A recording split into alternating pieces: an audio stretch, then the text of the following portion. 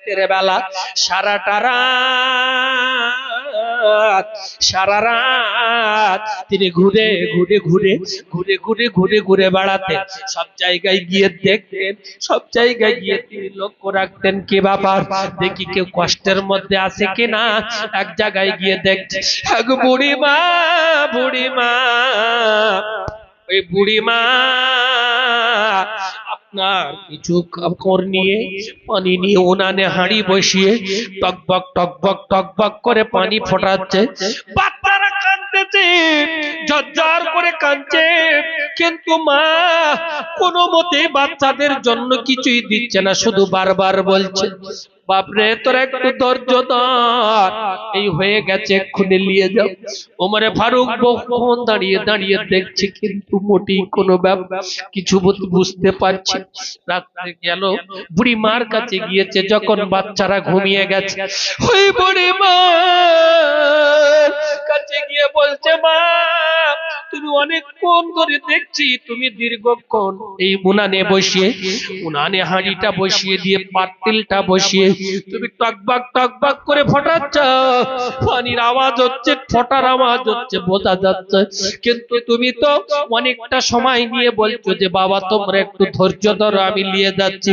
বাচ্চারা কেঁদে কেঁদে ঘুমিয়ে গেছে আর তুমি উনানটা বন্ধ করে দিয়েছো, ব্যাপারটা বুঝলাম না। ওই সময় ওই বুড়িমা বলছে ও বাবা আমি তোমাকে জানিয়ে দিই যে আমার বাচ্চাদের 3 দিন খাওয়া নাই, 3 দিন খাওয়া নাই, 3 দিন খাওয়া নাই, এই জন্য আমি তাদের জন্য কিছু পাথর নিয়ে পানি নিয়ে ফোটাচ্ছি, কারণ তারা কাঁদবে, কাঁদতে কাঁদতে তারা দিলে সান্ত্বনা দেবে যে মা মনে হয় কিছু জোগাড় করে। ও বাবা রে, বাচ্চারা ঘুমিয়ে গেছে, তারপরে আমি মা জননী মা আচার পিচার খাওয়া মা, নাড়ি ছেঁড়া মা, গর্ভধারিণী মা, আমি এই সময় আমার দিলে তাসাল্লি হয়েছে, সুকুন হয়েছে, আমার বাচ্চারা ঘুমিয়ে গেছে আর এখন ছটফট করবে না, এজন্য আমি জননী মা বন্ধ করে দিলাম। ওই সময় হযরত ওমরে ফারুক বলছে বুড়ি মা তোমার এই এলাকার বাচ্চার কাছে তুমি যাওনি যে আমার খাওয়া না, আমার কিছু ব্যবস্থা করে দাও বাইতুল মাল থেকে, তুমি কি বলো না? বলছে বাপরে আমাদের যিনি বাদশা হয়েছেন, খলিফা হয়েছেন, আমার আপনার নবী বিশ্ব নবীর দ্বিতীয় খলিফা আমিরুল মুমিনিন খলিফাতুল মুসলিমিন উমর নাকি খলিফা হয়েছে, কিন্তু উমরের সঙ্গে আমার দেখা সাক্ষাৎ নাই। উমরও এসে একদিন কোনদিন আমাদের খোঁজ খবরও নেয় না। আমি আল্লাহর দরবারে বলবো যে আল্লাহ আপনি তো উমরকে আল্লাহ বাদশা বানিয়ে দিয়েছিলেন, আমির বানিয়ে দিয়েছিলেন আল্লাহ, কিন্তু ওই উমর আমার কাছে কোনদিন আসেনি, কোনদিন খোঁজ খবর নেয়নি, আমার কোনদিন কোনো কিছু দেওয়ার ব্যবস্থা করেনি। আমি গরিব মানুষ ছিলাম, আমার খাওয়া হতো না, আমার বাচ্চারা 3 দিন খাইনি, আমিও 3-4 দিন করে খেতাম না, আমার জন্য কিছু দিত না। হায় আল্লাহ আপনার কাছে বিচার দিলাম যে আমিরুল মুমিনিন ওমরের বিরুদ্ধে আমি বিচার দিয়ে দিলাম, আল্লাহ আপনি বিচারটা করুন। আমি আল্লাহর কাছে বিচার দেব, কার কাছে বলছেন? ওমরের কাছে বলছে যে আমি ওমরের নামে বিচার দেব আল্লাহর কাছে, যে ওমর কোনদিন আমার কাছে সে খোঁজ খবর লাইনি। কারণ ওই সময় ওই বুড়িমাকে জিজ্ঞাসা করছে মা তুমি কি কোনদিন ওমরকে দেখেছো? ওমরের কাছে গিয়েছো? বলছে না আমি ওমরকে চিনিনি, নাম শুনেছি। বলছে বুড়িমা ওমরকে দেখোনি, ওমরকে চেনো না, তুমি আল্লাহর কাছে ওমরের নামে বিচার দেবে বলছে। ও বাপরে শুনে রেখে দে, এই রাতের বেলা আমার কাছে এসে খোঁজ খবর নিচ্ছি, আমি শুনে আমার মনটা ভরে গেছে, কিন্তু আমি তোকে জানিয়ে দিই ওমর কোনদিন খবর নেয়নি। ওই ওমর ওই আমির হওয়ার পরে বাদশা হওয়ার পরে কোনোদিন খবর লাইনি। এই জন্য আমি আল্লাহর কাছে বিচার দেব। আল্লাহ আগে ওমরের বিচার করো, তারপরে অন্য বিচার হবে। ওমর শুনে ঝরঝর করে কাঁদতে লাগলো, দৌড়ে দৌড়ে চলে গেল বাইতুল মালে, বাইতুল ফান্ডে চলে গেল। বাইতুল ফান্ড থেকে এক বস্তা আটা আর একটা গুড়ের টিন নিয়ে একজনকে সঙ্গে নিয়ে, হে আমিরুল মুমিনিন খলিফাতুল মুসলিমিন, ওই আপনার বস্তাটা মাথায় করে নিয়ে টুক টুক টুক টুক করে নিজে করে মাথায় করে নিয়ে আসছে।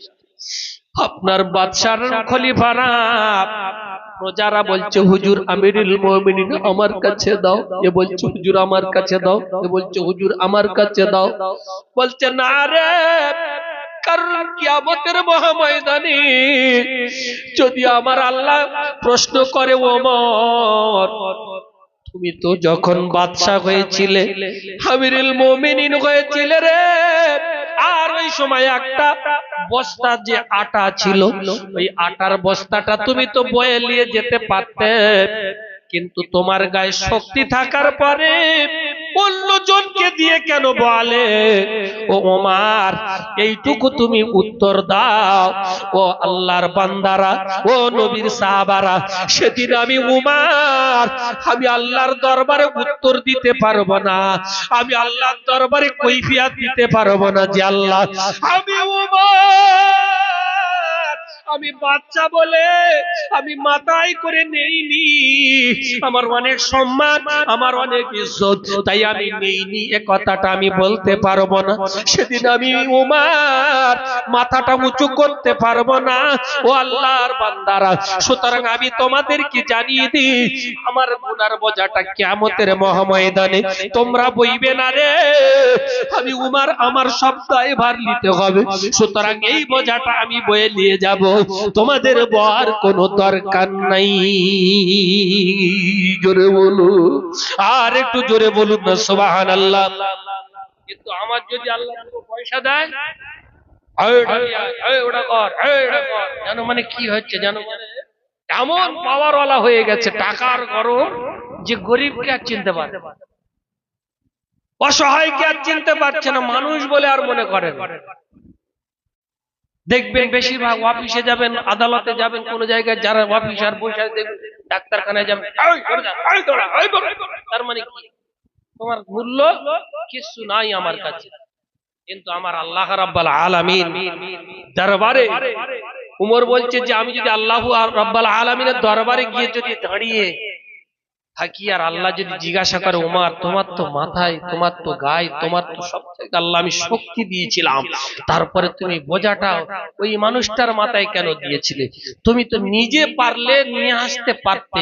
এইটুকু প্রশ্ন যদি করে আমি উমর আর উত্তর দিতে পারবো না, আমি ধরা পড়ে যাব। হযরত উমরের কথা শুনে সব সাহাবারা আতঙ্কিত যে উমরের মধ্যে আল্লাহর ভয় এতটা। ওই উমর ঈমান যে কলেমা পড়ে নিয়েছিল, আপনারা জানেন রাসূলুল্লাহকে মারতে গিয়েছিল। ওই রাসূলুল্লাহকে মারতে যাওয়ায় উমর ইসলাম ধর্ম কবুল করে নিয়েছিল। হযরতে উমর করিতে কতল নবীর দরজা, হযরতে উমর করিতে কতল নবীর দরজায়, আর দয়ার নবীর চেহারা দেখে উমর ফিদা হয়ে যায়। নারে তাকবীর, একটু জোরে তাকবীর দেন না, নারে তাকবীর। ওমর অন্য কিছু দেখলে খুশি হতেন নাকি? রাসূলুল্লাহর চেহারা দেখে ফিদা হয়ে গেছে, এর জন্য একটু জোরে তাকবীর দেন, নারে তাকবীর। হযরতে উমর করিতে কতল নবীর দরজায়, দয়ার নবীর চেহারা দেখে উমর ফিদা হয়ে যায়। সেই মায়াবী নবী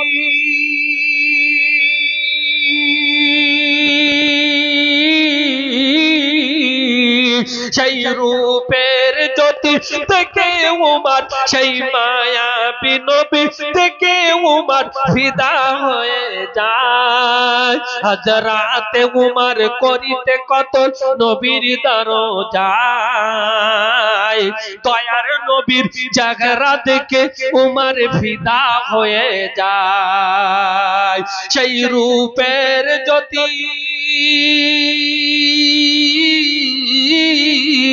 সেই রূপের জ্যোতি দেখে উমর হয়ে যায় নবীর দিওয়ানা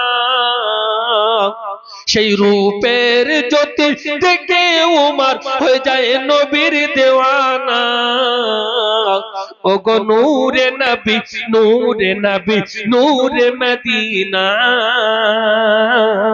ওগো নূরে নবী নূরে নবী নূরে মদিনা কে আসিল বলে এই পৃথিবী হলো উজালা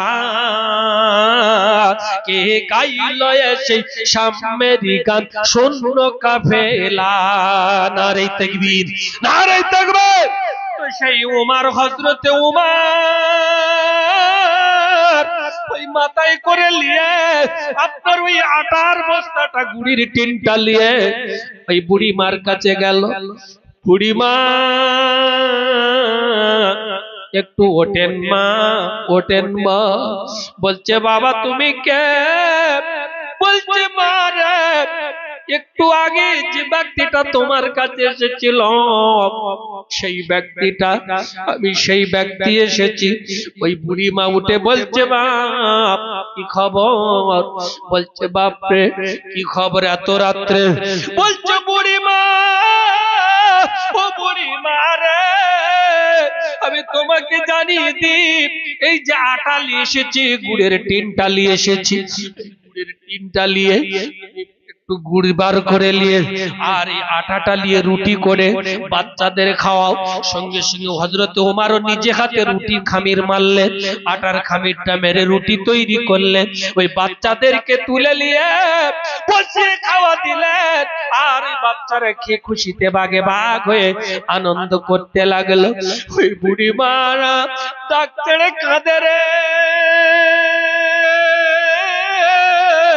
চোখের পানি ফেলে আষাঢ় পিতড় খাওয়া মা নারী ছেড়া মা গর্ভধারিণী মা ওই সময় কাঁদতেছে ওই সময় বলছে বাপরে এতদিন আমাকে কেউ এইভাবে সাহায্য করেনি আমাকে কেউ এইভাবে আমাকে সাহায্য করে না ওই সময় ওই বুড়ি মা কাঁদছে আর হযরত ওমর ফারুক রাদিয়াল্লাহু তাআলা আনহু দাঁড়িয়ে দাঁড়িয়ে কাঁদছে বলছে বুড়ি মা আমি যাই আলবিদা আলবিদা আলবিদা বুড়ি মা আমি আসি আমার জন্য দোয়া করবে বুড়ি মা বলছে বেটা রে তুমি কে তোমার তো কোনো খোঁজ খবর আমি নেইনি তোমার নামটা কি তুমি নামটা কি একটু বলবে বলছে বুড়ি মা তুমি এতক্ষণ ধরে যে ব্যক্তিটার নালিশ করে আসছিলে যে ব্যক্তিটার জন্য নালিশ করেছ আল্লাহর দরবারে যে বলবে আল্লাহ আজকের যিনি আমিরুল মুমিনিন হয়েছে ওমর ফারুক সে কোনো দিনের জন্য আমাদের খবর নেয়নি আমাদের কোনো দিনের জন্য কোনো কিছুর ব্যবস্থা করে নাই খোঁজ খবর নেয়নি সেই আমিরুল মুমিনিন আমি হলাম ওমর ফারুক জোরে বলুন আর একটু জোরে বলেন না সুবহানাল্লাহ ওই বুড়ি মা দেখে আশ্চর্য হয়ে গেল বুড়ি মা থরথর করে কাঁপছে রে আমি শুনেছি আমিরুল মুমিনিন ওমর ফারুকের প্রচন্ড রাগ তিনি যখন তখন মানুষের মুন্ডু কেটে দেয় শিরোচ্ছেদ করে দেয় মনে হয় আবার শেষ করে দেবে বুড়ি মা কাঁদছে ওই সময় হযরত আমিরুল মুমিনিন বলছে মা কেঁদো না মা আমি আমিরুল মুমিনিন আমাকে ক্ষমা করে দিও, আমি তোমার কাছে আসতে বড্ড দেরি করে ফেলেছি, বড্ড লেট করেছি। ওই সময় হযরতে আমিরুল মুমিনিন খলিফাতুল মুসলিমিন যখন এই কথা বলল, বুড়িমা বলছে, বাপরে, না না না, তুমি আমার কাছে কোনো ভুল করো নাই, তোমাকে আমি ক্ষমা করে দিয়েছি, তুমি আমাকে ক্ষমা করে দাও। হযরতে আমিরুল মুমিনিন বলছে, বুড়িমা, না না, যেটা বলেছো অরিজিনাল, কিন্তু আমি তোমাকে জানিয়ে দিই, তুমি আমাকে ক্ষমা করে দেবে কিনা বলো। বলছে, বাপ, আমি তোকে বেকসুর খালাস করে দিলাম, আমার কাছে কোনো রকমের সমস্যা নাই, আমি আল্লাহর কাছে জীবনেও বলবো না, কারণ আমি আমিরুল মুমিনিনকে চিনতে পারিনি, আমি বলা আমার অন্যায় হয়েছে, ভুল হয়েছে।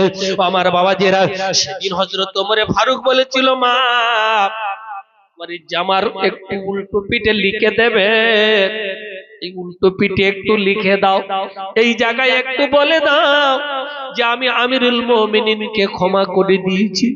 বলছে, বাপ, আমি তো লেখাপড়া জানি না। বলছে, কেন, অসুবিধা কি? আমি মুখে বলছি। বলছে, মা রে, আজকে আমি আমার জীবন দশায় আমি বুঝতে পারিনি এরকম আরো কত মানুষ আছে যে আমার জন্য তারা রেগে আছে, আল্লাহর কাছে তারা বিচার দিচ্ছে যে আমিরুল মুমিনিন আমার কাছে আসেনি, খোঁজ খবর নেয়নি।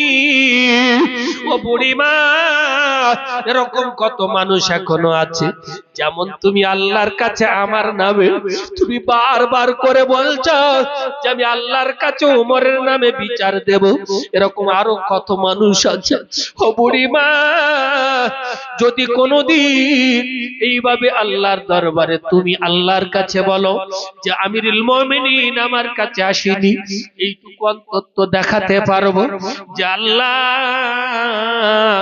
আমি বুড়িমার কাছে গিয়েছিলাম, তার প্রমাণ এইটুকু যে আল্লাহ, আমি যতটুকু পেরেছি আমার জীবন দশায় যে মানুষটা কষ্টের মধ্যে ছিল আমি তার কাছে যাওয়ার চেষ্টা করেছি, আমি তার কাছে পৌঁছানোর চেষ্টা করেছি, আমি যার কাছে আমি আল্লাহ সন্ধান পাইনি, যেতে পারিনি। ও আমার আল্লাহ গো, আমাকে মাফ করে দাও, ক্ষমা করে দাও, কারণ তুমি যদি আমাকে প্রশ্ন করো, ও খলিফাতুল মুসলিমিন, তুমি আমির হয়েছিলে, তুমি বাদশা হয়েছিলে, আরবের বাদশা, আর হওয়ার পরে তুমি গরিবদের দিকে লক্ষ্য করনি, তুমি গরিবদের দিকে একটু ভ্রুক্ষেপ করনি, তাকাওনি।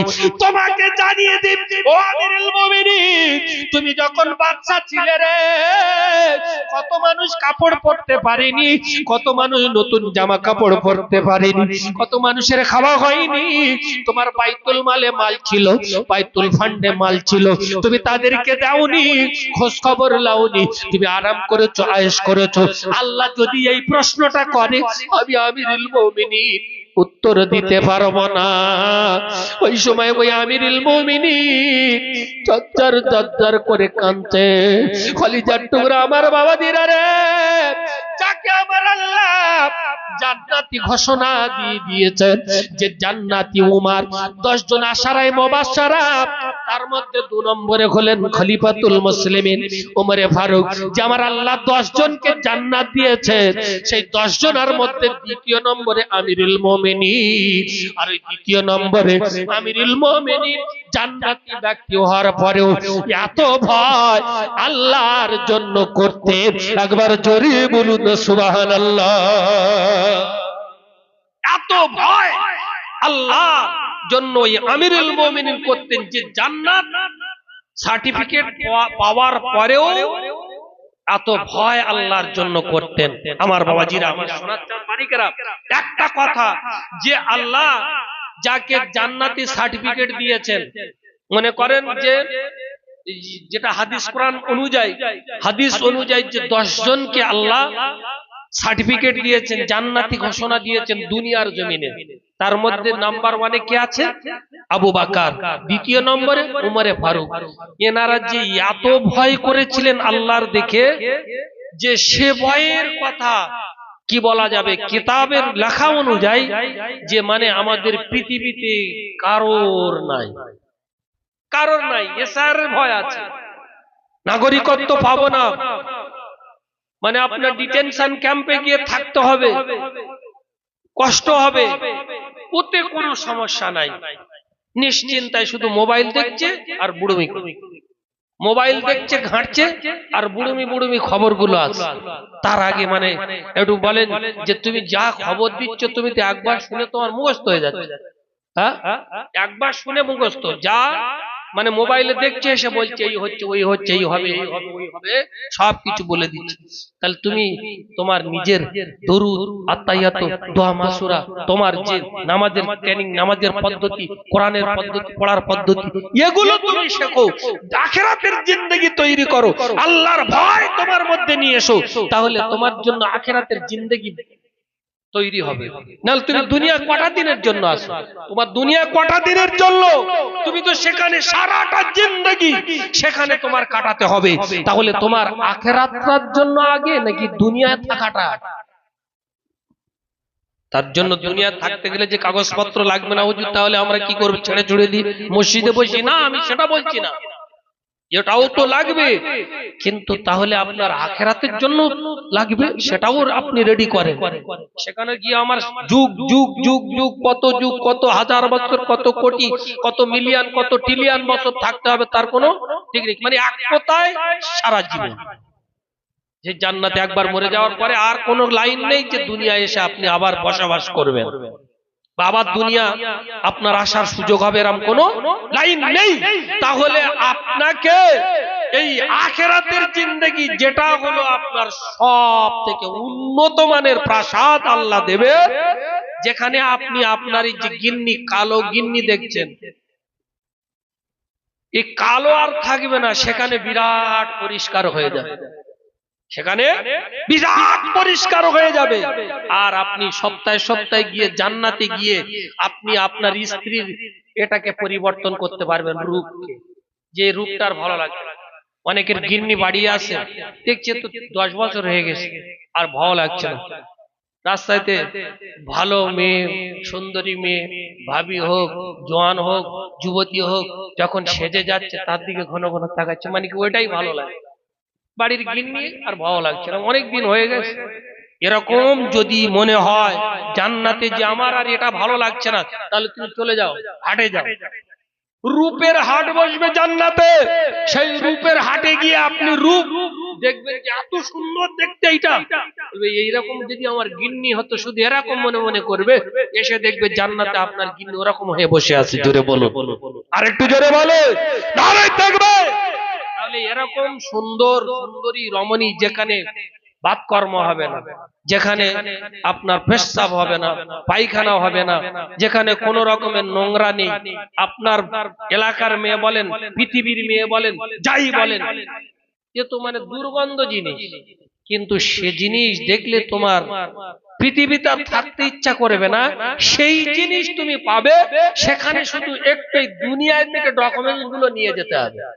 সেখানে কি একটা ডকুমেন্টস কলেমা, একটা ডকুমেন্টস নামাজ, একটা ডকুমেন্টস রোজা, একটা ডকুমেন্টস হজ, একটা ডকুমেন্টস যাকাত, একটা ডকুমেন্টস মানে বিভিন্ন রকমের দান, সাদকা, ফিতরা, খয়রাত, যাকাত, এইগুলো হচ্ছে আপনার ডকুমেন্টস। রোজার সময় এই মাহে রমজান আর শবে বরাত হয়ে গেছে, আর কিছুদিন পরে মাহে রমজান আসছে। অনেক মানুষ আছে বল তবিয়াতে ঘুরে বেড়াবে, রোজা বলে কিছু নেই, রোজারও মনে করছে রোজা বলে কিছু নেই।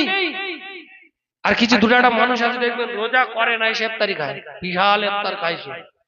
দেখবেন যে বিরাট ইফতারি খাচ্ছে, রোজাদার খুব একটা ভালো খেতে পারে, মাগরিবের সময় খেতে পারে না। দুটা মানুষ আছে পিস মোড়া করছে, খবর লে দেখেন রোজা করে, আবার সে এসে বলবে আজ কলজাটা জ্বলে গেছে, পুড়ে উঠছে, কেন না বিশাল গরম পড়েছে, ঠান্ডা পানি দেন, আবার লোকের পাশে পানি খেয়ে খাবে। কিন্তু এসব কিচ্ছু না, খবর নিয়ে দেখা যাবে রোজাই করেন। এরকম কিছু মানুষ আছে ভাম হয়ে ঘরে, বুড়ো ভাম হয়ে ঘুরছে, রোজা নেই, নামাজ নেই, কিচ্ছু নেই, এসে ইফতারি খেয়ে পালাচ্ছে। জানি এই সুযোগ, এক মাস এত সুন্দর ফল পাকড় আর পাওয়া যাবে না, এই সময় যদি না খাই তাহলে জীবনটা আমার বেকার, জীবনটা আমার শেষ। এই সময় এই সুযোগটা ছাড়া যাবে না।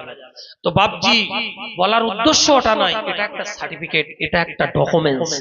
নামাজ, রোজা, হজ, যাকাত, এই সব নিয়ে যখন আল্লাহর দরবারে দাঁড়িয়ে যাবেন, আমার আল্লাহ বলবে বান্দা তোর সব ডকুমেন্টস ক্লিয়ার আছে, তাহলে তুই দয়ার জান্নাতে চলে যা, কারণ তুই বলি ঈমানওয়ালা, তুই বলি ঈমানওয়ালা। আমার আল্লাহর কোরআন যেটা আমি একটু আগে বলতে গিয়ে পিছনের দিকে চলে এসেছি, যে আমার আল্লাহ বলেছেন ফালিয়াবুদু রাব্বা হাযাল বাইত, ঘরের ইবাদত করবি, বন্দেগী করবি, তোদের জন্য আমি আল্লাহ সুন্দর খাওয়া দাওয়ার ব্যবস্থা করব। আর যদি ধনী ব্যক্তি হয়ে যায়, তার জন্য নিরাপত্তা থাকে, বডিগার্ড রাখে, দারোয়ান রাখে, সিসি ক্যামেরা লাগায়, টিভি লাগায়, ক্যামেরা লাগায়, কারণ যদি কেউ এসে কোনো সমস্যা করে ওই ক্যামেরায় দেখে নেবে, দারোয়ান বলে দেবে, বডিগার্ড মেরে দেবে। তাহলে যদি তার বড় মানে আপনার কিছু যদি কোনো ব্যক্তি হয়ে যায়, ব্যক্তিত্ব যদি হয়ে যায়, তার জন্য এত কিছু দরকার পড়ে। আমার আল্লাহ বলছে বান্দারে তোর জন্য আমি আল্লাহ, যখন তুই ধনী হয়ে যাবি, নামাজ পড়বি, রোজা রাখবি, তুই রাতের অন্ধকারে যাবি, তোর কেউ কোনো ক্ষতি করতে পারবে না, তুই নামাজ পড়বি আর তুই বার হয়ে চলে যাবি। তাওয়াক্কালতু আলাল্লাহ ইন্নামাল আমালু বিন্নিয়াত, তুই নিয়াত করে বাড়ি থেকে বেরিয়ে যাবি, নামাজ পড়ে বেরিয়ে যাবি, তোর ছেলে পানিতে ডুববে না, তোর অর্থ পানিতে ডুববে না, তোর ঘরে আগুন লাগবে না, তোর কেউ কোনো ক্ষতি করতে পারবে না, তোর ঘরে চোর আসবে না, তোর ঘরে ডাকাত আসবে না, কারণ আমি আল্লাহ, আমি আল্লাহ, আমি আল্লাহ তোর জন্য নিরাপত্তার ব্যবস্থা করে দেব রে। জোরে বলুন, আর একটু জোরে বলুন না সুবহানাল্লাহ। আমি আল্লাহ তোর জেড প্লাস ক্যাটাগরি আমি নিরাপত্তা বাহিনী দিয়ে ঢেকে দেব, আমি আল্লাহ ফেরেশতাদের দিয়ে পাহারা দেব, আমি আল্লাহ তোদেরকে হেফাজত করব যদি তোরা আমার জন্য হয়ে যাস। ফাযকুরুনি আযকুরুকুম ওয়াশকুরুলি ওয়ালা তাকফুরুন, আমি আল্লাহ তোমাদেরকে জানিয়ে দিই ও আমার বান্দারা, তোমরা যদি আমাকে স্মরণ করো, আমি আল্লাহ আমাকে যদি তোমরা স্মরণ করো, আমি আল্লাহ তোমাদের উপরে নজর রাখবো, কারণ আমি আল্লাহ তোমাদের কাছে আছি। আমি আল্লাহ ওয়া নাহনু আকরাবু ইলাইহি মিন হাবলিল ওয়ারিদ, যে আমি আল্লাহ তোদের ঘাড়ের মোটা শির, যে রগ রয়েছে, যে মোটা মোটা দুটো শিরা রয়েছে, ওই শিরার থেকে আরো কাছে আমি আল্লাহ রয়েছি। তাহলে তুই কি করছিস বান্দা রে? তুই রাতের অন্ধকারে কি করছিস? কোথায় জেনা করছিস, কোথায় ব্যভিচারী করছিস, কোথায় গিয়ে মদ খাচ্ছিস, কোথায় গিয়ে তাড়ি খাচ্ছিস, কোথায় গিয়ে চুরি করছিস, কোথায় গিয়ে ডাকাতি করছিস, তুই কি করছিস, কোথায় ভিডিও কলে কি করছিস না করছিস, আমি আল্লাহ সবকিছু দেখি রে। তুই কোথায় হোয়াটসঅ্যাপে চ্যাটিং করছিস, তুই মেসেঞ্জারে কথা বলছিস, আমি আল্লাহ তোদেরকে জানিয়ে দিই যে আমি আল্লাহু সামিউম বাসীর, আমি আল্লাহ সবকিছুই দেখতে পাই, আর আমি আল্লাহ সবকিছু শুনতে পাই। জোরে বলুন, আর একটু জোরে বলুন না সুবহানাল্লাহ।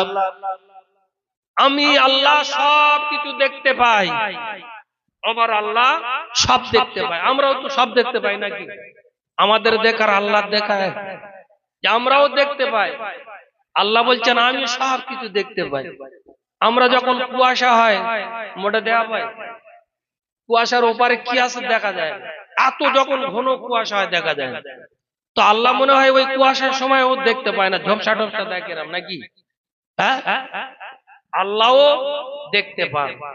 আল্লাহ বলছে কুয়াশা কেন? কুয়াশা যত গাঢ় অন্ধকার হোক আর যত কুয়াশা হোক, আমি আল্লাহ সব দেখতে পাই। ওই জন্য